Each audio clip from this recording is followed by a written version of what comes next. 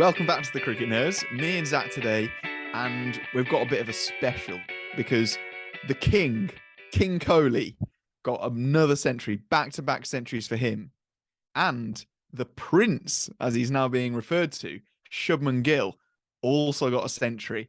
Some might say a better century because it was on the winning side.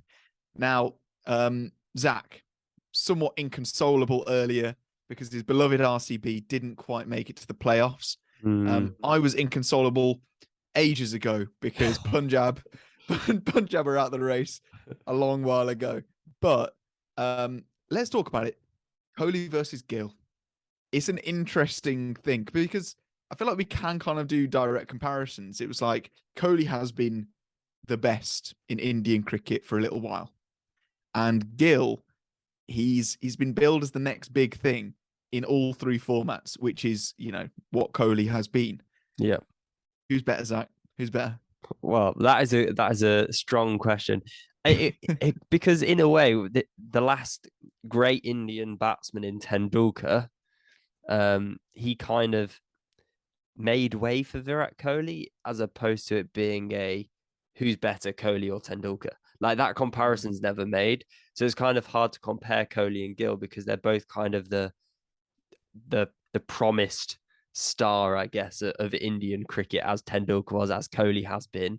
I guess the difference is that Kohli kind of came in at the end of Tendulkar's career, whereas Kohli's still going strong and he's proving it because this knock and the knock in the game before from Kohli was something special. I mean, he played a very, very good innings. I don't think it was that easy to bat at the Chennaisuperkings, especially given all the rain they've had.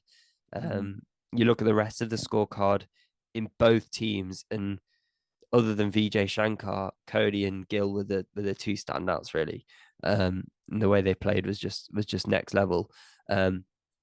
But I think one of the comparisons that we can make, and I'm interested to hear your opinion on this, is that Kohli and Gill have kind of been brought up in a different era. Kohli, when he started playing cricket for India and the younger sides, 2020 had basically just come out. The IPL started when Kohli was 18, I think. He's picked for Royal Challengers in that first season.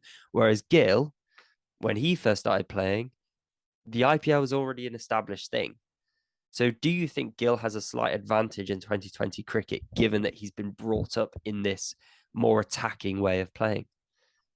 I do think so, yeah. And I think looking forward into Gill's career, I think we're going to see more aggressive play from him than we have seen from Kohli, and Kohli more so from Tendulkar.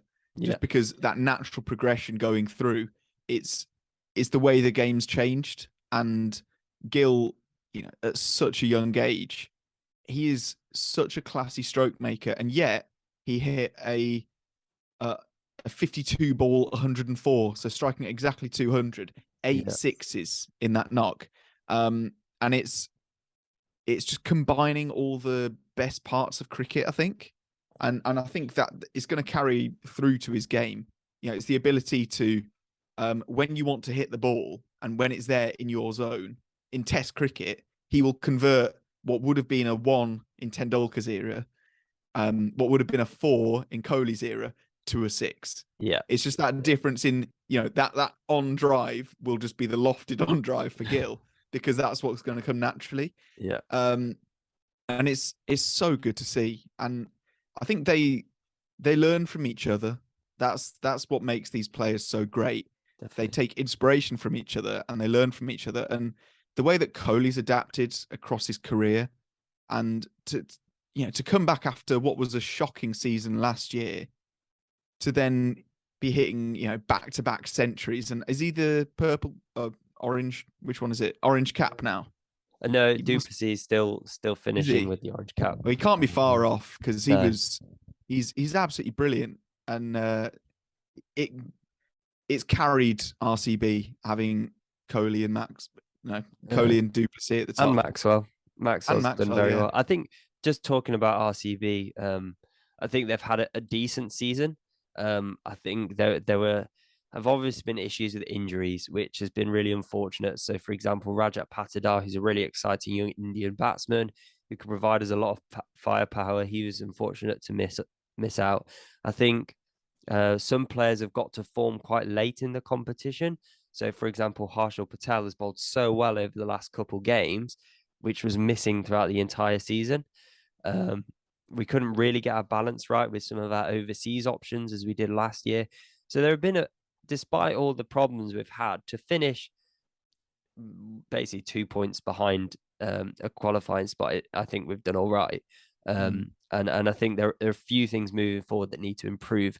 For example, as we know, and we've mentioned a lot of times on this podcast, Dinesh Karthik just hasn't been his usual hitting best, which means that if you compare our finishers to like Gujarat Titans, for example, we're missing out. Now you mentioned, James, about Anuj Rawat is potentially the next thing for RCB.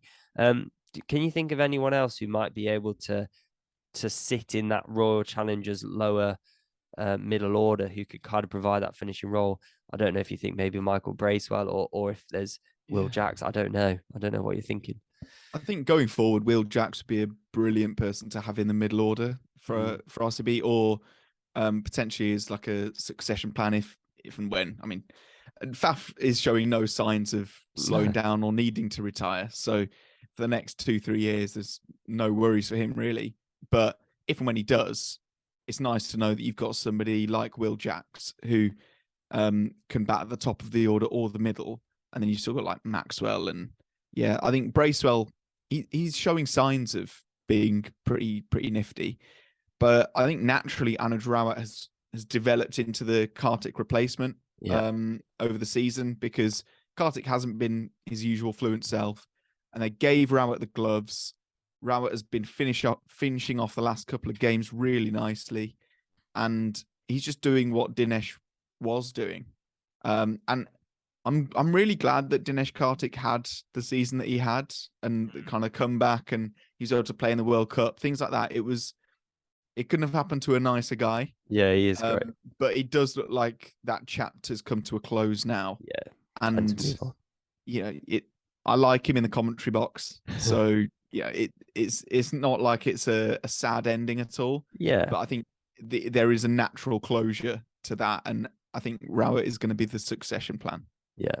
Well, we've got a few succession plans going on in this podcast. We've got Shubman Gill for Viratkohli and Anuj Rawat for Karthik. But I think this game, Gujarat Titans we're always going to be the better team.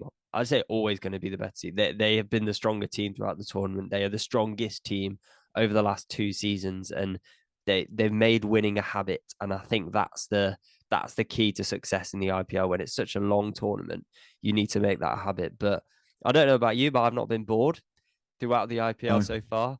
It's been awesome to watch, and thank you so much for continuing to listen to these podcasts. We've got more to come. Tomorrow, we're going to be filming our kind of overview of the group stage of the competition. Benji will be there. All the nerds will be present to bring you that, and we'll give you all our reviews. Read your cricket nerds questions, who we think's gonna win, all that exciting stuff. So make sure you share it with your friends, subscribe if you haven't already, and it's gonna be great. You can also follow us on social media. We are at Cricket Nerds Pod. The link tree's in the description, so you can't go wrong. And I think that's everything. So we'll see you later.